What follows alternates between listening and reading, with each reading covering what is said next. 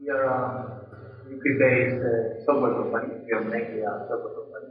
We've been developing this tool for 4 years. It's called Conducttr, and it's a pervasive intelligence tool. It's a cloud-based platform tool. And we use it to create the Transmedia games, Pervasive. We work as well as creative consultants, and we have developed some applications. So sometimes the clients come to us and ask us to design and implement everything. So during this talk, I'm going to talk about what is a pervasive game. Why do we make this pervasive game? Why we choose this kind of game? A bit of our design process, and I'm going to talk about our last project. It's 19 Reinos. It's translated 19 Realms. It's a game, a pervasive game for Game of Thrones in Spain. And I think it's a really good point to start with this pervasive game, and a really interesting one, because most of the pervasive games are mysteries, of mystery murders, or this kind of game you have to solve a mystery. And this one is completely the opposite. It's an MMO, a kind of MMO. And what I want to talk about glimpse of the future of this story. So, bring this first to life. First thing, what does pervasive mean? Because I'm talking about bringing first to life, but what does this pervasive? Because we are hearing a lot this name nowadays. So I'm quoting Wikipedia, the unknown Wikipedia. Pervasive games are games in which the gaming experience extends to the real world. And that's what we seek with these games. We focus on telling stories with the game, and we want our games for stories to come to life. So the players can believe these stories, can live these stories in real life. And we do that because people connect to the stories. People understand the world to them. These stories are the things that give purposes and meaning, context to our action, to the things we know every day. So our mind is constantly filling the gap of the things we don't understand. So we are creating stories around the ideas we see every day. So with our games, we try to create this fictional world, to overlay this fictional world onto the real world. What we mean is we create the structure of a story world with real assets in the real life, such oral characters, have social media profiles, have websites, have email addresses, everything. And you can call the characters and they are going to reply. They are going to talk to you. So these boundaries between the fictional worlds and the real world get blurry. But the thing is, even if we try to create these real assets in the real world, people is not going to believe it unless it's something remarkable. And this is our motto of company. And by that, being remarkable, we don't mean being the best. Even, of course, everyone wants to be the best. But the thing is, we want people to remark on our stories. We want to generate conversation. We want them to believe these stories. We want them to spread the word. Because in the Transmedia world and in the Pervasive world, success depends on word of mouth. And it's really, really important because no matter how much money do you spend on marketing, this is going to be the success. If the players can talk to each other, can share our content, this is going to be a huge success. But this is only possible if the word you create resonates with your audience. And by that we mean we need to understand really well our audience.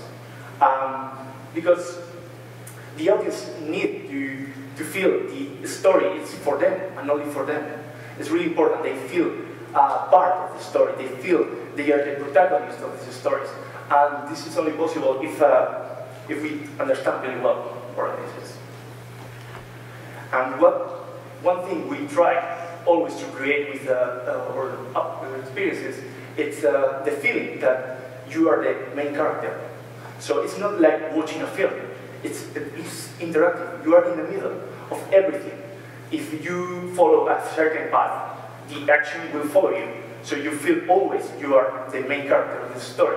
Everything is around you. So you feel really important. So you feel your choices matter. And by that, I have a video. If I can load it because I have problem with PowerPoint. And this is an example of our last project. It's for Game of Thrones. And this is for Game of Thrones. This is our last project. This is a live event. We did it. It was the kickstart of the experience. And it was during the shooting of a commercial video for the new season of Game of Thrones in Spain. And they were shooting with real fans. They were invited to shoot the film, the video.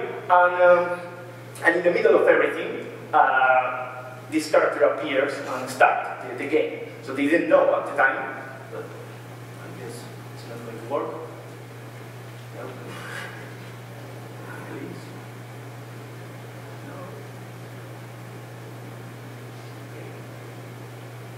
Yes, I have to.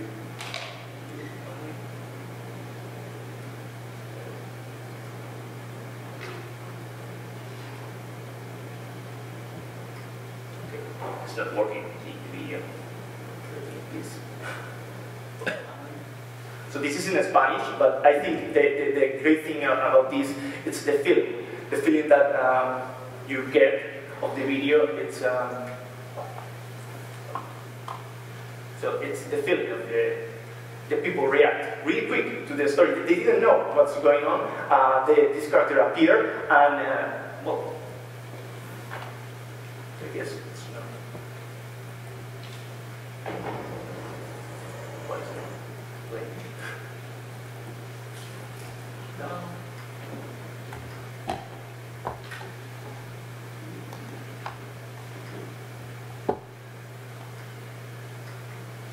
Otro grupo de niños que pueden haber.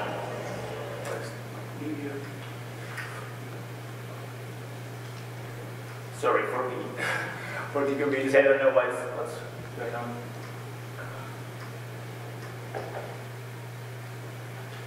Okay, I think I got it.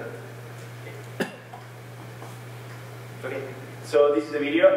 This is during the actual shooting of the film. Otro grupo de niños que pueden haber. ¿Qué se ha perdido en nuestras tierras? Voy a contar algo. ¿Lo sabéis? Soplan vientos de guerra.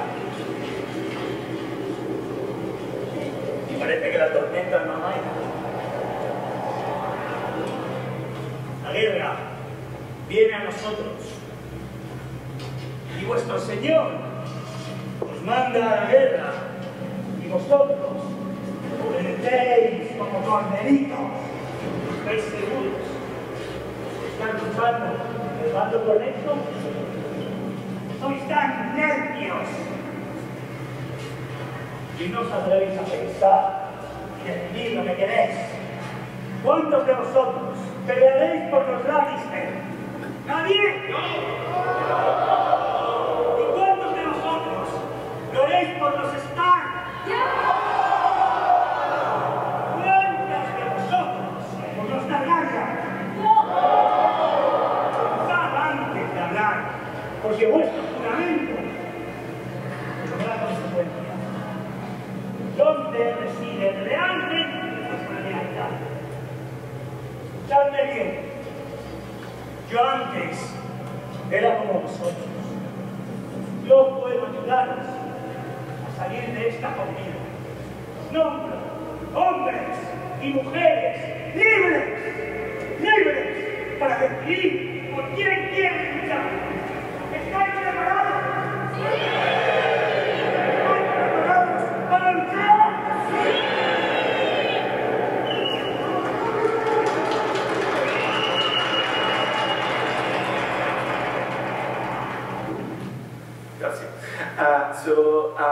Yeah, you see the reaction. They quickly get engaged, and they took the phone. They start to share because they feel lucky to be there. They were lucky because they were picked. They were the top fans of the Game of Thrones, And they feel really lucky, and they, well, it's for me, this content, and they start to share really quickly the experience. And that's the kind of things we look with these pervasive games.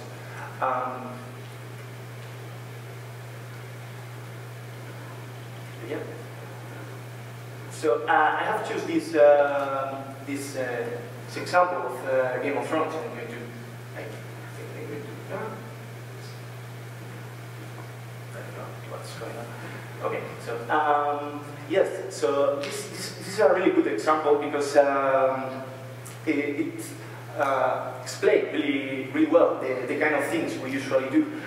So for example, in this Game of Thrones thing, the marketing campaign was perception in reality. That was the name campaign for Game of Thrones. So in these videos, in this commercial, a lot of fans start to sing and to swear the Game of Thrones theme, but the power of believing.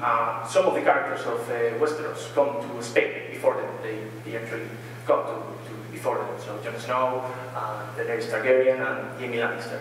So we took advantage of that, and we built our story around that. So they were not only these three characters appearing before them, they were expecting these three characters, but this one comes from nothing.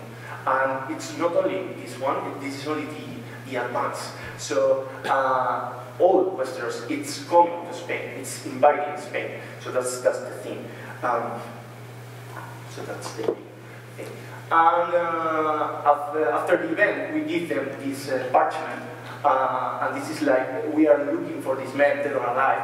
And one of the characteristics of Pervasive games, and Transmedia games, is we are not trying to hide we are in the real world. We are not trying to hide we are Transmedia. We are not trying to hide we use modern technology. Like you can see at the end, it's an email address. We are not trying to hide that. But we try to go always involve these assets. So instead of saying, please send me an email, we say, send me a product. And even if we don't explain this to the players, they get really quick this thing. And we receive a lot of emails to this parchment, and they always talk involved. It always took involved. Some of them were trying to give information because they were going to receive money, and some of them were trying, now we are free for choosing our houses, we are free, this renegade has the truth. So that's the thing, we are not trying to hide, we are not trying to make you are in the fictional world. So we are using this, but we are calling them so we are trying not to break character any time, so the magic doesn't wear off.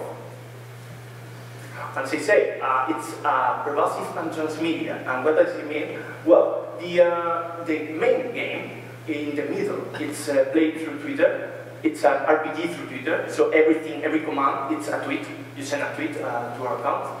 But we have a lot of things surrounding that.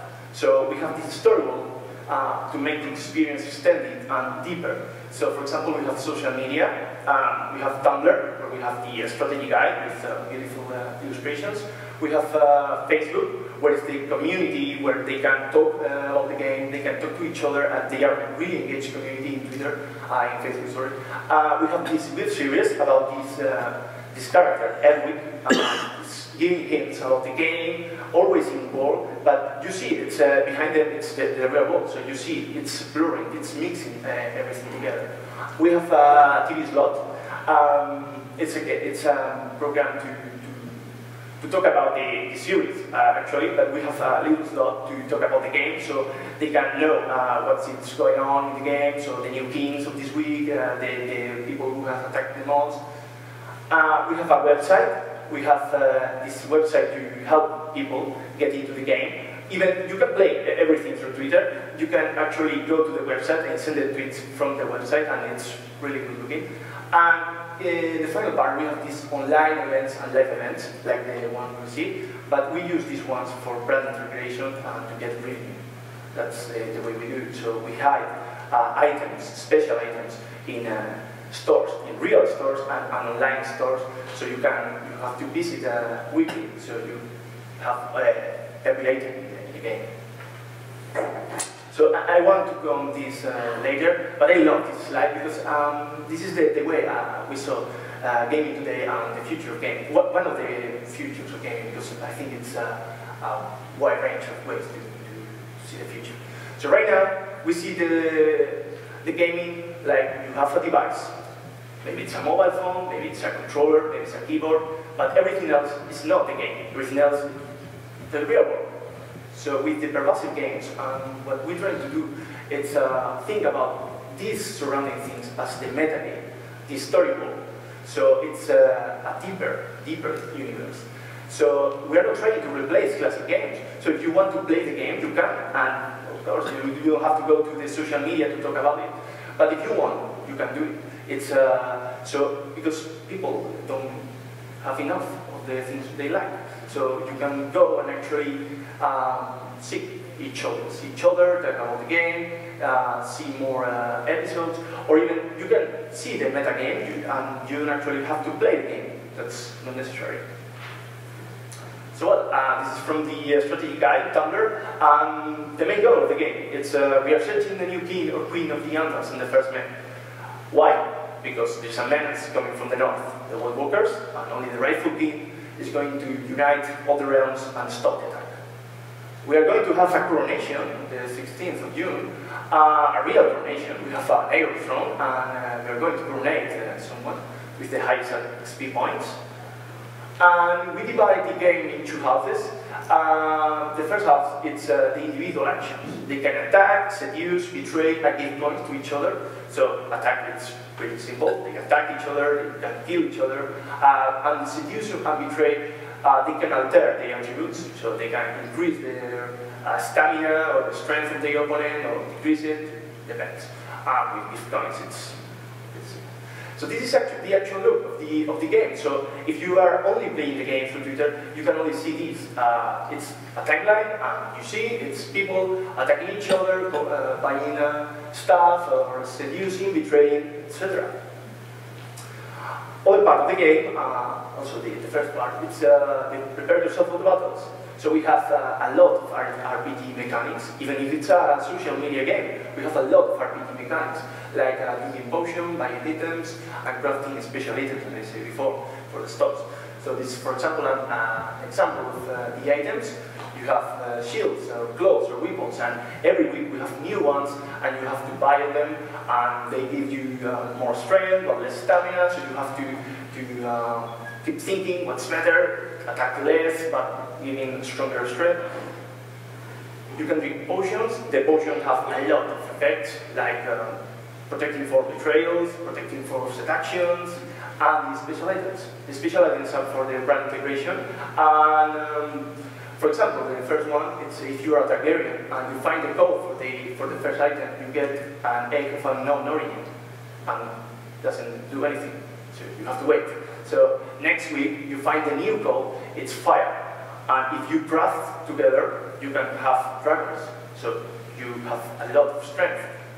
So we are trying to reward people for this online exploration. And the final part of the game is what's going on actually. It's the 6 real battles. It's on Mondays, and now before the new episode of Game of Thrones in Spain. I know it's on Sunday in the US, but it's on Monday in Spain. So 1 hour before the episode, they can attack the realms directly, not the individuals, the realms. So they can try to overrule the ruling house of Madrid and try to the Pervasive to take over, or the Lannister from Barcelona, and they can try to be the Greyjoys, the new ruling house. So like I said before, we have a structure of core and satellites. So the core game, it's played through Twitter, and we call it the battlefield. We don't call it Twitter because of don't try to break the in-character, the in-world stuff. So if you want to play only the game, you can go to Twitter. You don't have to register anything. You only have to go profile on Twitter. But what's the fun of sending tweets and not seeing nothing, right? It's like, okay, I kill you, I give you gold. It's okay. For that, we have the website. In the website, you can see actually the effect of your attacks. You see your stats, you can buy potions, you can You can do everything in the website. Okay, it's going to Twitter, but you can see the results. And in the third leg, we have this Facebook, this square. It's the where they can talk to each other, and not only that, because we have the side quest of the game. So we have puzzles, and we have like challenges, and if they can solve them, they are rewarded with more points and XP. So this is the actual look of the website. This is the map of Spain, and I told before, with these Pervasive games, we try to overlay fictional worlds onto the real world, and this was metaphorical, but this is literally. So you can see it's Spain, and we have overlaid the houses of Westeros in the map. So you can see the Starks are in the Basque Country, the Starks are in Catalonia, you can see the Targaryen in the islands, etc. This is curious, the new king of Melilla is Padma. So this was the actual game, and this is a kind of the puzzles we have in the social media. For example, this is a crossword. If you complete in time, you receive points. A labyrinth. And the other part, it's the brand integration. This is really important for the marketing guys. And when we talk about the game, the stores, we gave them roles in the game, so they are not online stores. For example, the first one is the forest, because you find coins through the forest, through the ground. The second one is the road, because it's a gamer magazine, so you can, they give hints to each other, etc. And the third one is the military campament. It's a publisher. This is the publisher of the books in Spain, and why it's the military campament, it's because the recruitment started there. We have a lot of posters, we have an actor dressed as a Westeros man. This is the real world exploration. This is on real physical stores in Spain. We get this totem, it resembles a tree, and you have to go weekly, and you can pick new items. This is unique items, you only can have them in stores. So these worlds, these story worlds, they are really difficult to create and really difficult to manage because there are a lot of things, a lot of content. That's why we are creating this tool, Conducttr.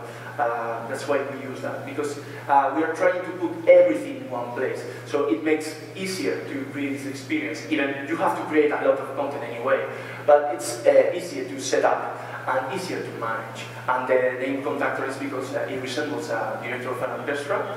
It's behind the scenes, trying to do everything is fine and you don't have to be worried about.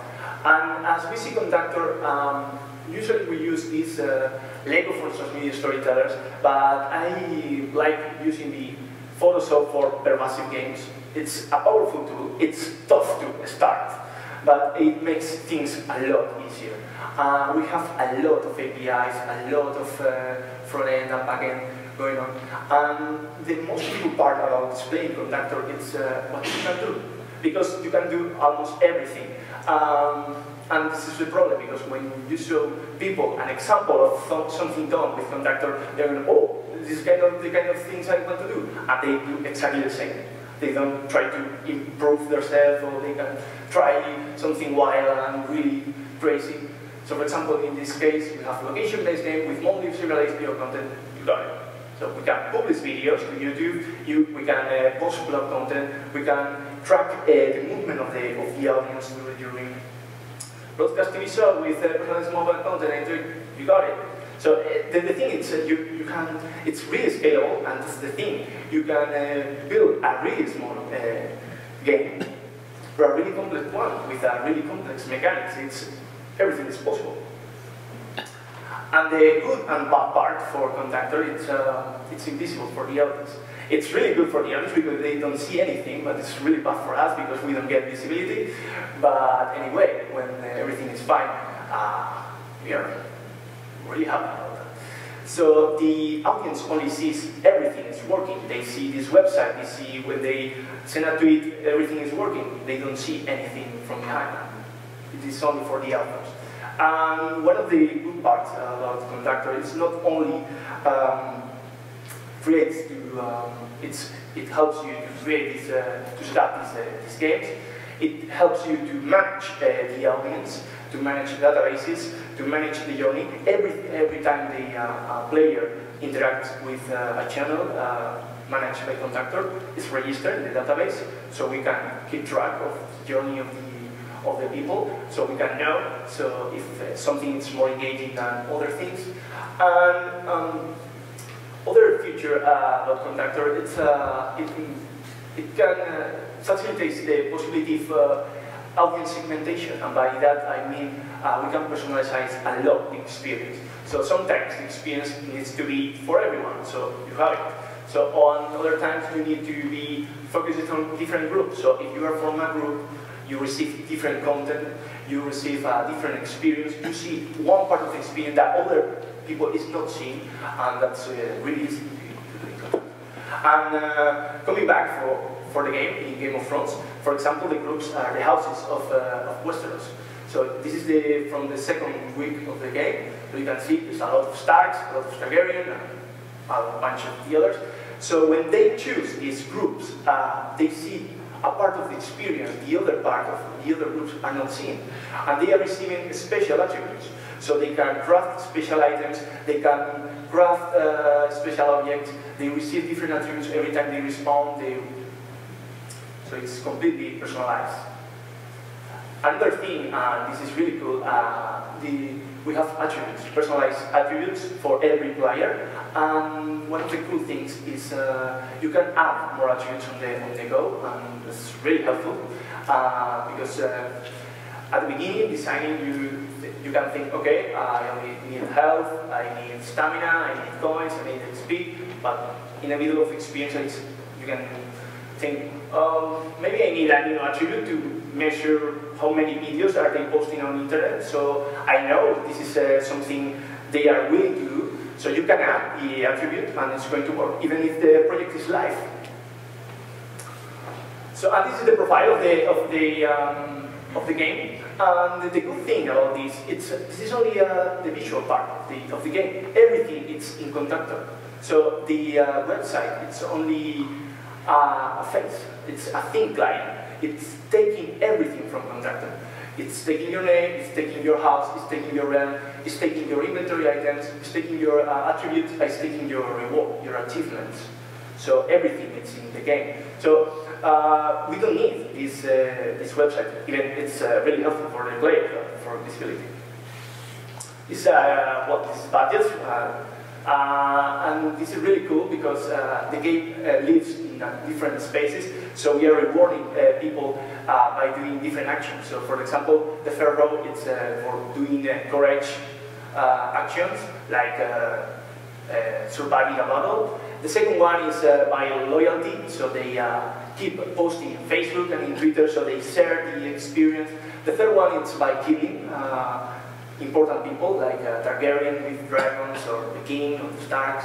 And the last one is the path of glory, so you only get that when your journey in the game is a certain one. And this is the face-off, and this is the activity web. So in this web, you can actually do everything you can do through Twitter, but with the help of the website, because you see what you are actually doing. It's not just sending a tweet. It's, you see you are buying an object, or attacking, or betraying, or something.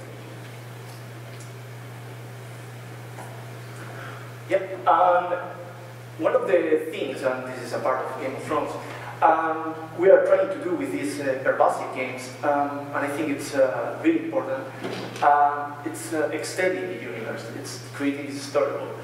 For Game of Thrones, it's really important because it's a license, it's a really well-known license, and the people love seeing more of these Westeros things.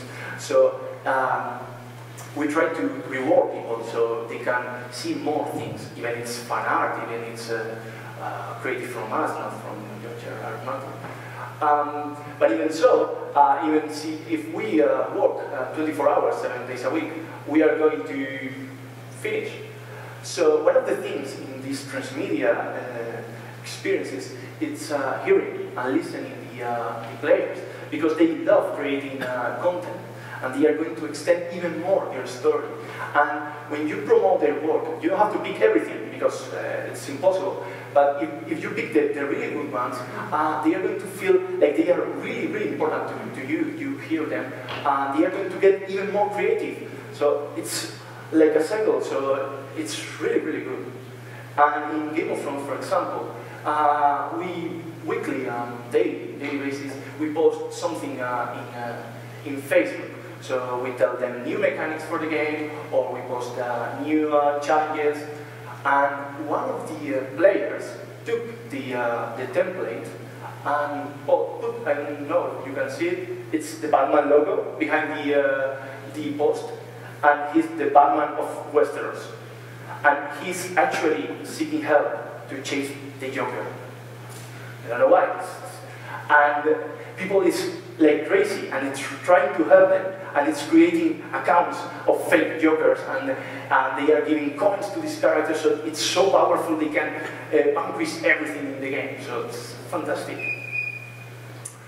And other thing is we have seen in the behavior of the audience. I talked before about some side quests on the game, and they were pretty simple. They were really easy puzzles and crosswords.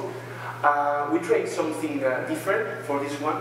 We asked the players to create new weapons for the game. So they have to create the icon, they have to create the description, they have to create the attributes, and they have to be reasonable. So it's not like a sword, a kill sword, so you attack a player and you kill him immediately. And for this, they have to make a big effort. It's bigger than the previous one, but they react even more. So this is the post with more engagement for the game. We have received tons of content for this one. It's the more engaging one for the duration of the experience. And again, a lot of people think about catapults, that our friend Batman come again and send us this Dark Knight set. You can see the first three are actual weapons for the game, and they are in the look of the game. It's the Bat Sword, the Bat Shield, and the Bat Cape. And the third one is the Batmobile of Love. It's amazing. Yeah.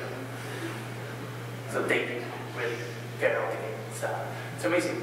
And something really interesting and curious, we didn't predict behavior of the game. We were designing the game, so we were thinking about using Twitter, because the younger audience use Twitter. They are always in Twitter. They don't like really emails, and sometimes even they don't like to give their Facebook to external apps. So we are using Twitter, but we realized something. They were trying to cheat by removing really quick the tweets.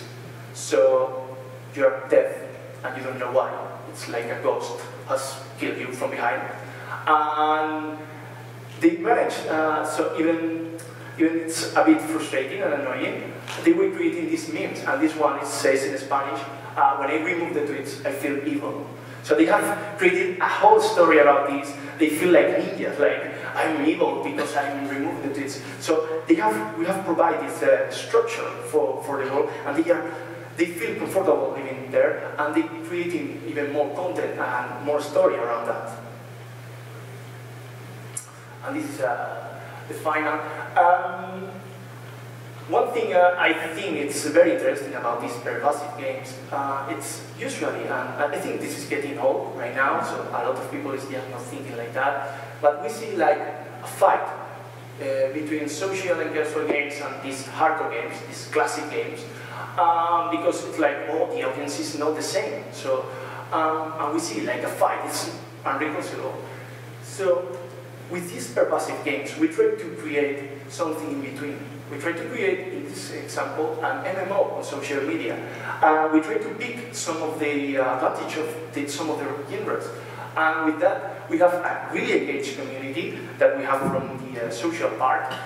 We have layers of playability. So if you are a real casual player, you can actually play. You can send a bunch of tweets and that's all. You forget forget about the game. And if you get deeper into the experience, you can post videos, you can earn badges, you can go to physical locations, you even can win the opportunity to be king and get coronated and get crowned. So we have a lot of different players, a lot of different units with this only one experience. And I think it's this one in particular, it's really interesting for this Pervasive game.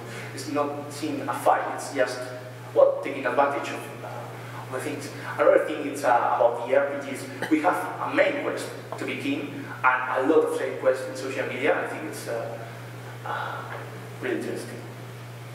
So again, I come to this slide. So as I told before, right now we see the games like that. So we have to sit down, focus on our game, and everything else doesn't matter to their game world.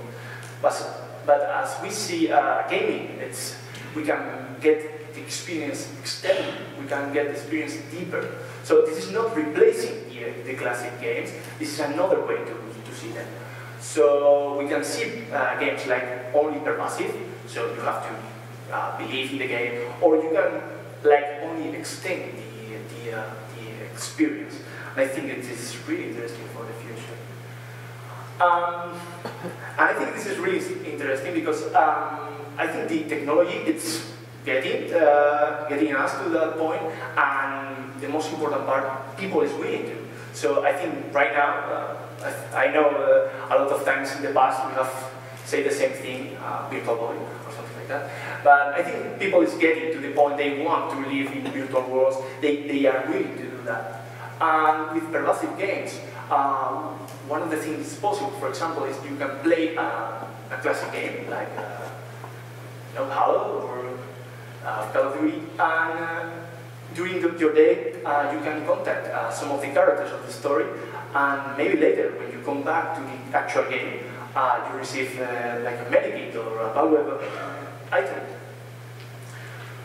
Or you can have to go actually to a real location. It's possible.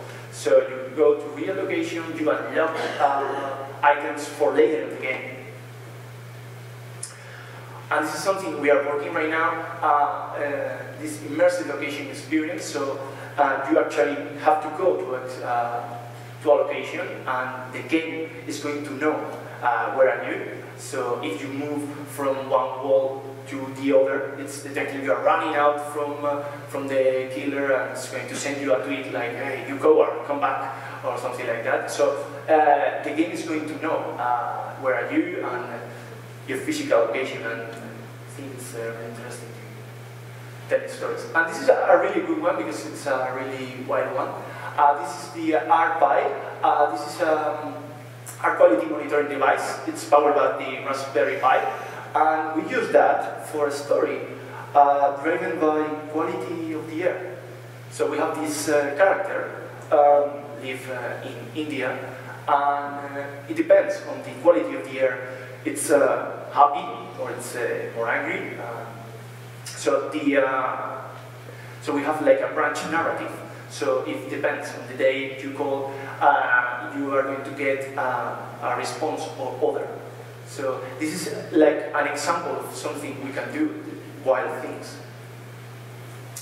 And this is for real input wall stuff. This is a teddy bear we put inside a device that controls the position and the or horizontal and vertical. So when you move the teddy bear, it can tweet to you. So like, let me alone, or put me again in the cells, please. Something like that. And I feel really happy about this because this is really pervasive. So with the new technologies like the Google Glass or these devices, this smartwatch or the Estimote beacons, we can enable tech-enabled actors. So they know where the players are, or they can know stats of the players. So you know there's a player nearby.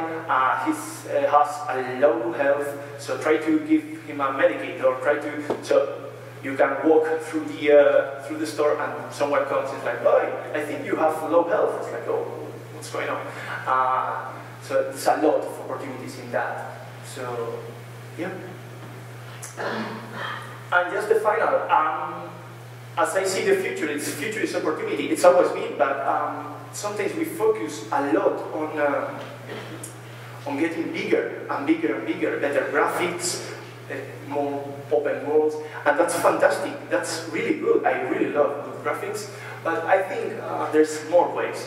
And I'm really happy because the other day, seeing the games in the floor, I see a lot of creative stuff, and that's amazing. It's really, really good. So, as I think there's more than one way to go. Just we have to free ourselves of this vision of getting better, better graphics, and we can do really things that people can talk about, that they can live this parallel life. See, if you inspire them, if you create something remarkable for them, it's just not being the best, it's just creating something that's remarkable for someone. And that's all.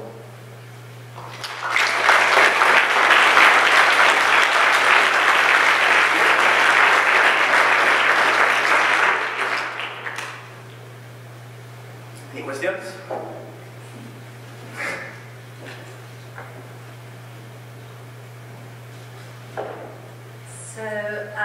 My name is Annika Wern, and I worked in this domain for like 13 years or something like that. So I recognize a lot of the stuff that you're doing. But the question I would like to ask is about the business models for Transmedia. So I see that you do basically a game that's playable for free. Because it's a marketing campaign for Game of Thrones. And this has more or less been the case ever since the first ones were staged in 2001, that almost all campaigns are marketing campaigns. So I'm thinking a little bit about what you think are the opportunities to make these games the main motor in a transmedia production, where sort of the film is there to fuel the game, or the TV series is there to fuel the game rather than the other way around. What do you think are the opportunities and obstacles? So, we have 3 branches of business model right now. So one of the ones it's for marketing purposes, like this one, and this one it's paid by the Canal Plus. It's the broadcast channel of Game of Thrones in Spain. So they are the clients. One of the ways to get revenue is by the brand integration through the online and physical events. But other projects we have, it's focus on education. So we try to create these environments so the children can learn something, like for example one we do in Florida, so they can think about business models, about for example outsourcing or something like that. So in those cases the clients are paying, so they give for free for the schools, or like a license model, but we don't get the players to pay. But I think this is possible. It's possible to get revenue from the players, like a freemium style. So for example, in this kind of game with a lot of RPG mechanics, like League of Legends, you can buy new characters, or you can buy new skins, or you can buy... So I think this potential to get revenue, but by the way, this is not the case, but I think there's possibility of... so you can actually pay for the web series or pay for the films of this experience, so there's a lot of potential there. So even if the main experience is free, some of the surrounding items can be monetized.